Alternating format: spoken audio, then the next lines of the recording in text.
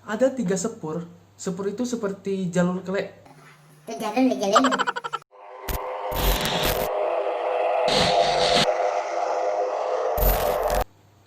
Halo semuanya, selamat bergabung di channel Fikirian. Wadah. Banyak sekali peristiwa yang terjadi di Indonesia. Ada kasus pembunuhan, kecelakaan, hingga bencana alam. Oh ya geng, apakah kalian pernah mendengar suatu peristiwa kecelakaan kereta api terburuk sepanjang Indonesia?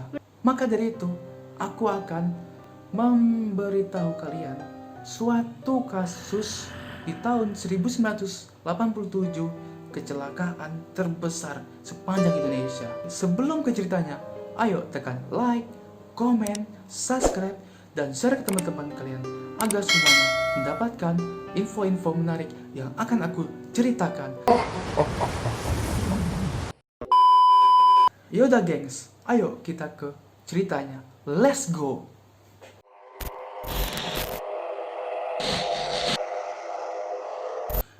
Pada 19 Oktober 1987, ada 2 kereta api yang saling bertabrakan di Bintaro, Tangerang. Lokomotif dan gerbong pertama hancur lebur. Ratusan penumpang tewas mengenaskan. Suara tabrakan terdengar hingga belasan meter dan ini merupakan kecelakaan terburuk sepanjang sejarah Indonesia. Kecelakaan ini terjadi pada pukul 7 pagi waktu padatnya penumpang untuk kereta KA 225 trayek Rangkas Bitung, Jakarta Kota. Ya, kalau trayek itu seperti rute perjalanan atau arah perjalanan.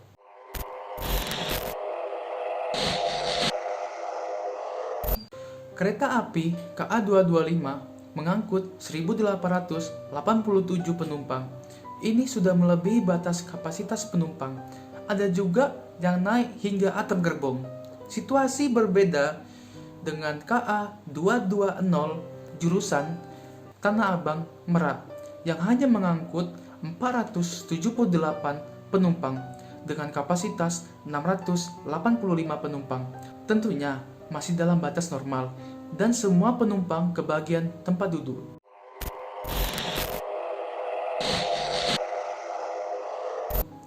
Pada pukul 6.46, pemimpin perjalanan kereta api atau disingkat dengan PPKA mengabarkan kereta api KA 220 dengan masinis Among Sunaria telah berangkat dari stasiun Kebayoran dari arah timur menuju ke stasiun Sudimara arah barat.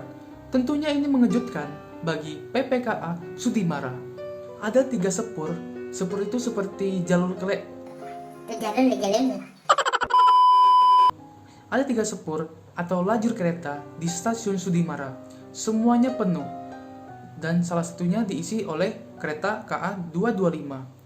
Menurut Panji, yaitu masyarakat di sana, tidak mungkin stasiun Sudimara mengubah jalur seenaknya. Kan semuanya sudah sesuai sama jadwalnya. PPKA Sudimara telah menyepakati dengan PPKA Kebayoran sebelum memberangkatkan KA 220. Tapi mengapa dari PPKA Kebayoran tidak memberitahu ke PPKA Sudimara telah merubah jadwalnya? Tentunya PPKA Sudimara tidak mengetahui sama sekali. Panji juga menjelaskan, kontak telah dilakukan, tapi tidak jelas entah apa yang disampaikan. Petugas baru yang ada di stasiun Kebayoran juga tidak mengetahui hal tersebut. Nah, tentunya ini ada miskomunikasi.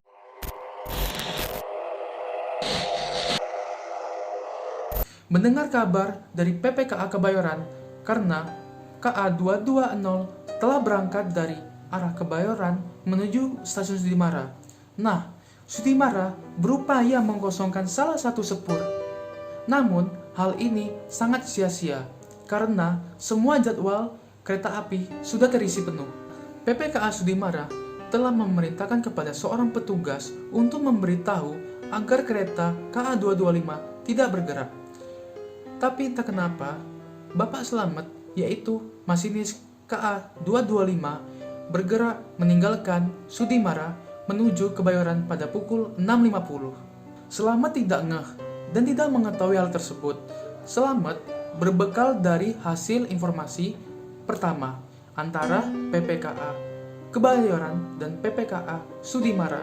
Lalu PPKA Sudimara ini panik karena jika tidak diberhentikan, rangkaian jalur KA 225 dan KA 220 akan bertabrakan.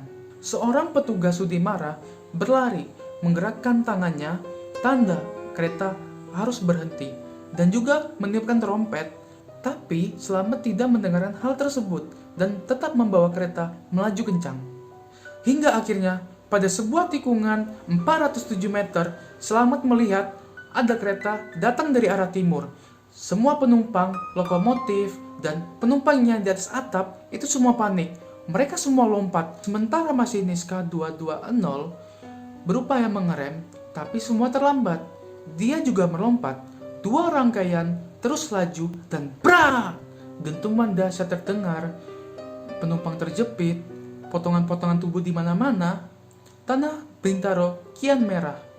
Ini adalah kecelakaan terburuk sepanjang sejarah Indonesia.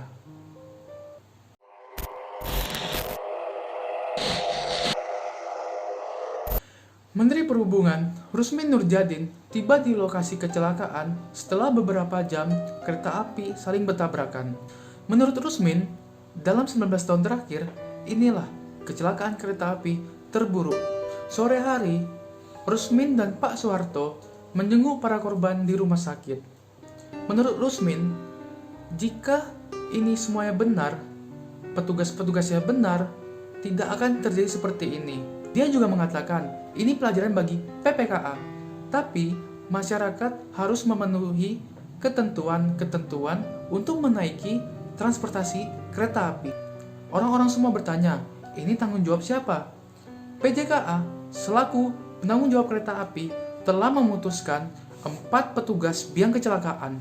Tapi anggota parlemen atau yang dimaksud dengan DPR tidak mau menerima hal tersebut. Kata seorang anggota DPR, jika ada prajurit yang salah, komandannya yang harus bertanggung jawab.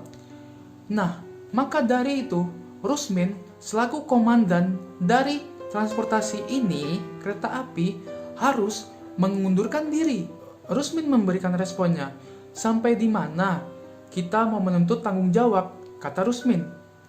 Dia menolak untuk mundur dari jabatannya. Saya tidak akan mengundurkan diri dari tanggung jawab saya, kata Rusmin. Saya tidak akan mundur karena saya ditugaskan dan tidak meminta jabatan. Setelah kecelakaan itu, PJKA dan Menteri Perhubungan memperbaiki teknologi, kualitas, dan peraturan untuk menaiki kereta api. Antara lain, komputerisasi perjalanan kereta, rel ganda, dan peraturan untuk tidak menaiki atap gerbong.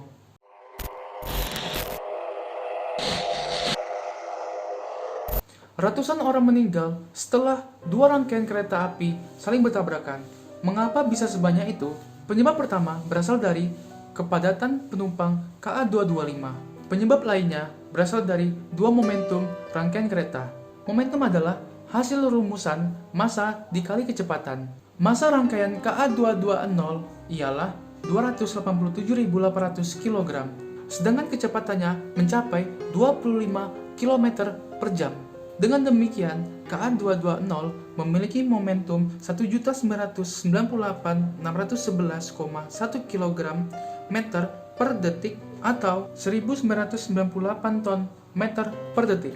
Sementara rangkaian KA 225 memiliki massa 285.000 kg dengan kecepatan 36,48 km per jam. Maka, momentum yang dihasilkan sebesar 2.888.000 kg meter per detik atau 2.888 ton meter per detik. Demikian besar momentum 2 rangkaian KA tersebut hingga hal yang terjadi begitu hebat. Besaran momentum ini menyebabkan bagian depan kereta hancur lebur. 2 lokomotif merangsek ke dalam gerbong pertama. Semua gerbong di belakangnya juga ikut rusak, meski tingkat kerusakannya berbeda-beda. Penumpang di barisan terdepan terjepit material baja di badan kereta. Hal ini bisa membelah tubuh manusia atau membunuh seseorang di tempat. Kecelakaan kereta api Bintaro ini mendorong para ilmuwan untuk menciptakan teknologi dan material untuk mengurangi efek tabrakan. Nah guys, dari kecelakaan kereta api Bintaro ini, kita sebagai manusia belajar banyak hal. Oh ya gengs, menurut kalian, siapa yang bertanggung jawab atas peristiwa tersebut? Please komen di bawah pendapat kalian. Jangan lupa like, comment, subscribe, dan share ke teman-teman kalian. See you and bye-bye!